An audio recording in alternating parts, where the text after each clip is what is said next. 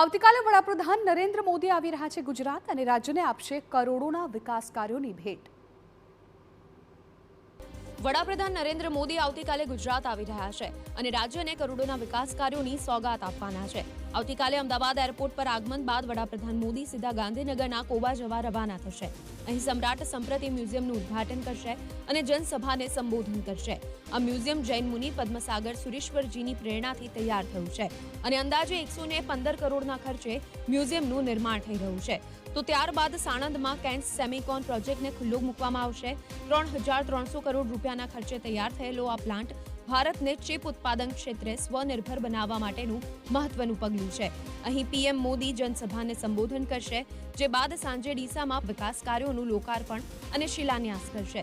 તો વાવથરાદ માટે રૂપિયા 19,800 કરોડથી વધુના વિકાસ કાર્યોનું લોકાર્પણ અને ખાતમુહૂર્ત કરશે।